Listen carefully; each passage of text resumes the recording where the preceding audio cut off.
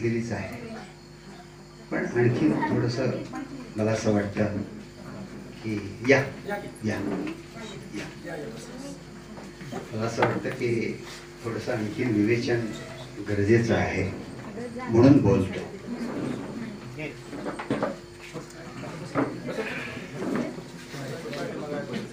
बसा बसा, तुमच्या पुढे घ्या.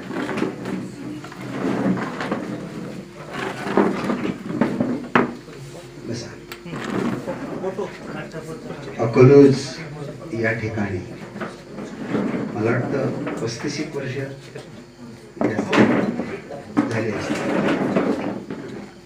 इथे आषाढी एकादशीच्या आदल्या दिवशी आम्ही सर्वजण विद्यार्थी वृंद आणि मी इथे येत असो आणि क्लासिकल गझल्सची मैफिल आम्ही सादर करत असो. त्यावेळेला माधवराव गाडेकरांच्या निवासस्थानी आम्ही सगळे बसत असो. आमच्यातला एक फार मोठा परममित्र आमचा आज आपल्यात नाही, त्याचं फार मोठं दुःख आहे, सगळ्यांनाच आहे. त्यानंतर ही मैफिल माऊलींच्या या निवासस्थानी सुरू झाली. या अकलूजचं वैशिष्ट्य सांगायचं जर झालं तर संगीत विशारद मला वाटतं 10-15 जण शिक्षक आहेत. हो, आणि ते गाण्याचे शौकीन आहेत. संगीत विशारद तर हल्ली खूप होतात सगळीकडे, म्हणजे टीका म्हणून बोलत नाहीये, परंतु त्या गाण्यावर वादनावर श्रद्धा असलेले अशी ही सगळी मंडळी आहेत. त्यामुळे गेले कित्येक वर्षाचा हा त्यांचा सहवास मला पण लाभतोय, हा माझ्या दृष्टीने सुद्धा फार मोठी समाधानाची बाब आहे. मी दरवर्षी पाहतोय की या दशमीच्या कार्यक्रमाला इतकं प्रत्येक वर्षी नवीन उत्साहाने ते त्या समारंभाकडे पाहतात. गायन वादन असेल, ग्रुप असेल त्यांचा, तर संगीतावर गायन कलेवर जी त्याला आपण निष्ठा म्हणतो त्यांची ती फार खोलवर रुजलेली आहे असं माझं मत आहे. आणि मलाही, तुम्हाला खरं सांगतो, मलाही असं वाटायचं की मगाशी कोणीतरी सांगितलं की हजारो विद्यार्थी सरांच्या हाताखालनं गेली. वस्तुस्थिती आहे, म्हणजे अनेक विशारद, अलंकार वगैरे सगळे लोक असे त्यांच्या हाताखालनं गेले, अनेक विद्यार्थ्यांनी घडवले. थोडंसं माझंही थोडंसं जरा वर्णन करतो की माझ्याहीकडनं हजारो विद्यार्थी गेले,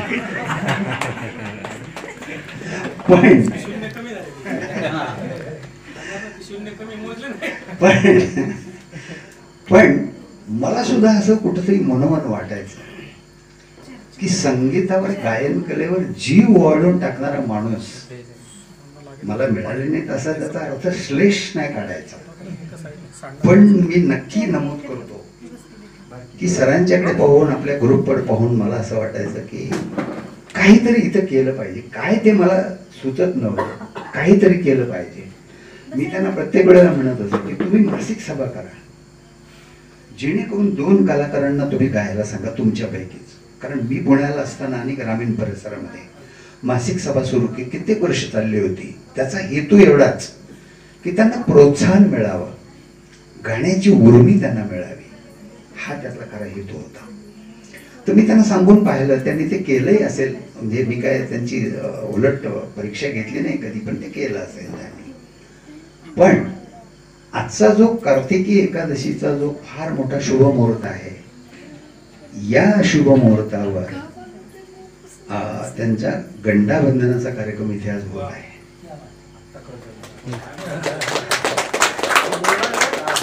हा, आमचे मित्र या कार्यक्रमासाठी माझे सन्मित्र उल्हास कुलकर्णी पुण्यावरून आलेले आहेत आणि त्यांचं तबला वादनाचं कौशल्य तुम्हाला जरा वेळाने अनुभवायला मिळणारच आहे.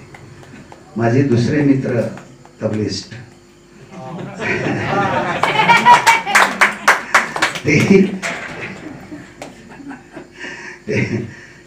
धर्माधिकारी सर, ते इथे आलेले आहेत. परवा त्यांच्या घरी मी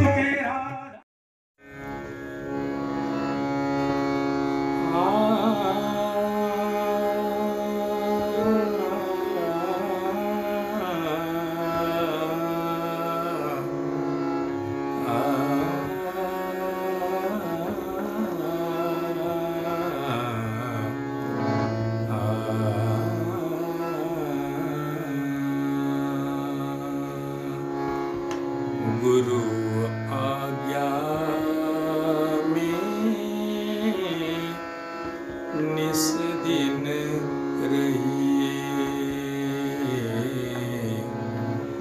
गुरु आज्ञा में निस दिन रहिए,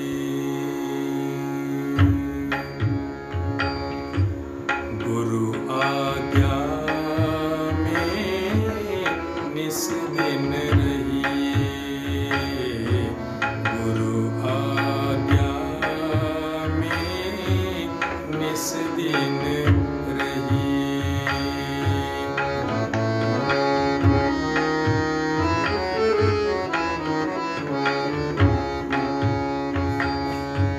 गुरु आज्ञा में निस दिन रहिए, जो गुरु चाहे सोही सोही करिए, जो गुरु चाहे सोही सोही करिए, गुरु आज्ञा में निस दिन रहिए, गुरु आज्ञा में निस दिन रहिए,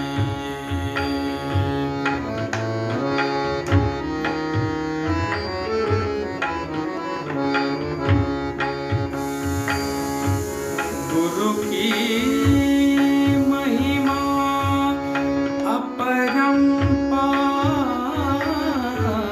गुरु की महिमा अपरंपार,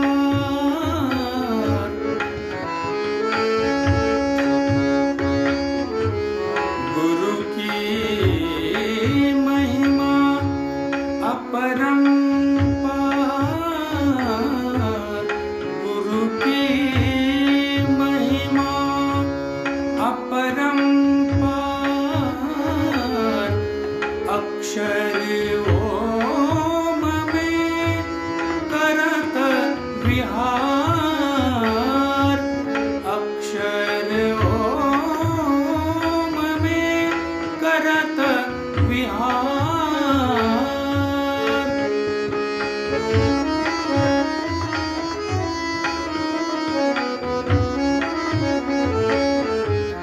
गुरु की महिमा अपरंपार, अक्षर ओम में करत विहार, गुरु चरणन रज मस्तक धरिए, गुरु चरणन रज, गुरु चरणन रज, गुरु चरणन रज मस्तक धरिए, जीवन नैया पार करिए, जीवन नैया पार करिए, गुरु आज्ञा में निस दिन रहिए, गुरु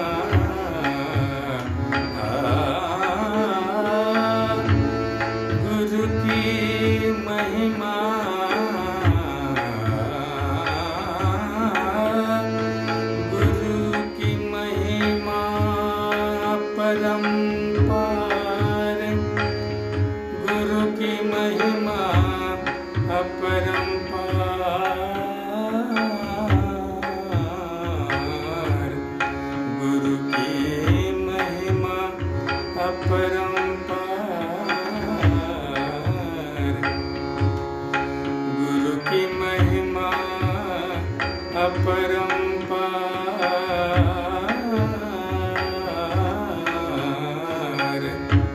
गुरु की महिमा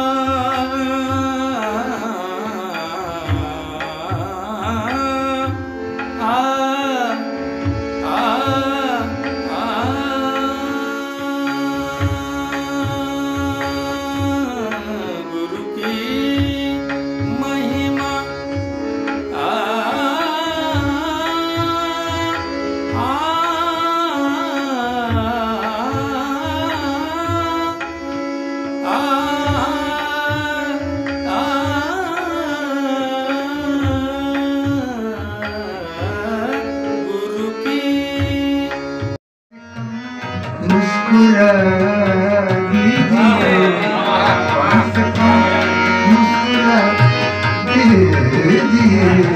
कम से कम मुस्कुरा दीजिए,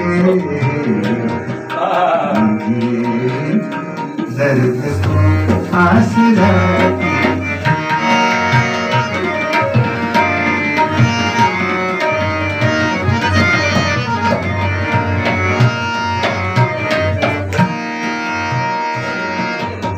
आखिर कब तक रुके इंकलाब,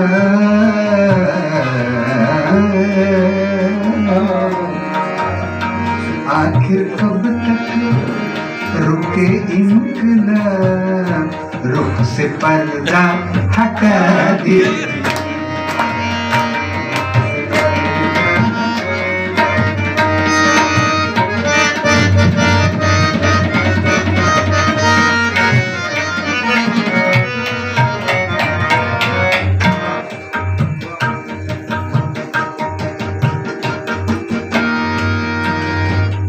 कोई फिक्रे नशेमन नहीं,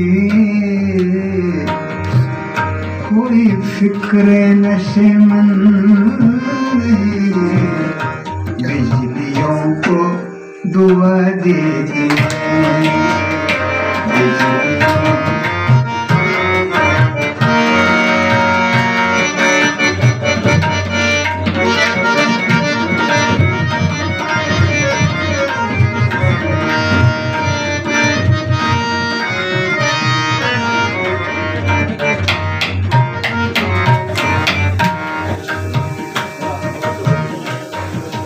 राह में उनकी बढ़कर सईद, सईद शहीदी ये शायर है सईद, राह में उनकी बढ़कर सईद, बढ़कर सईद, बढ़कर सईद, अपनी आंखें बिछा दीजिए, क्या बात, कम से कम मुस्कुरा दीजिए, कम से कम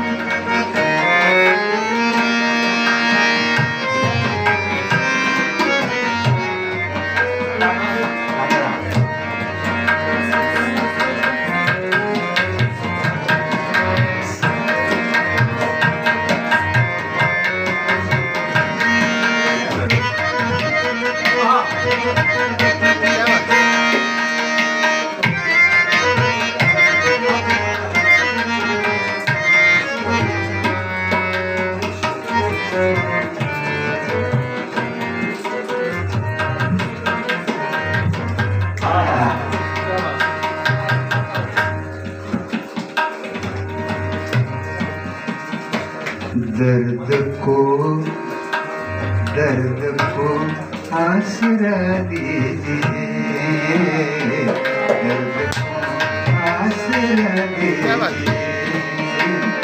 दर्द को आसरा दीजिए। कम से कम, कम से कम, हाँ, कम से कम, कम से कम, कम से कम।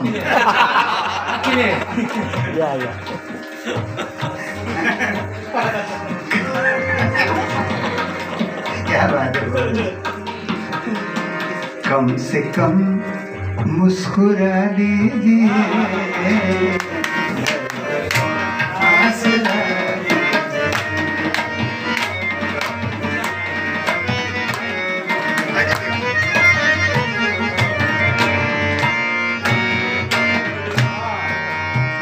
बहुत अच्छे। सांस उखड़ती है बीमार की,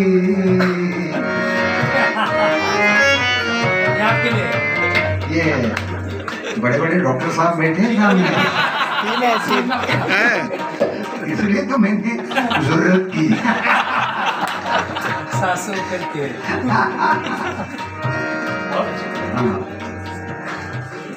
सांस उखड़ती है बीमार की, सांस उखड़ती है बीमार की। अब दवा क्या दुआ दीजिए, अब दवा क्या दुआ दीजिए। कम से कम मुस्कुरा दीजिए, कम से कम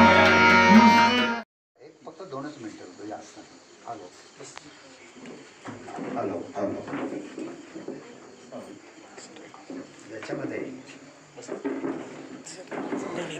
चणे, गूळ आणि धने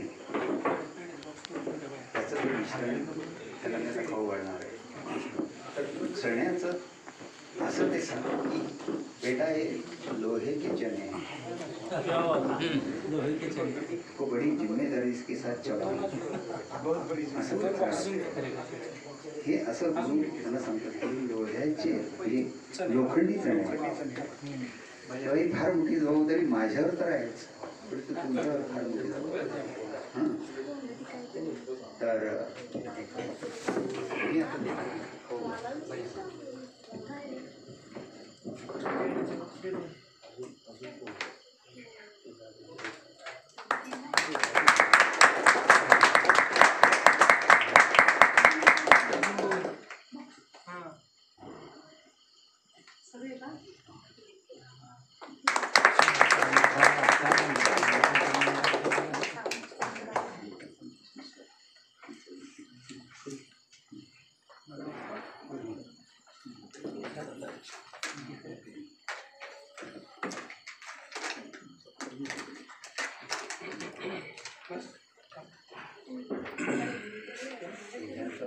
What?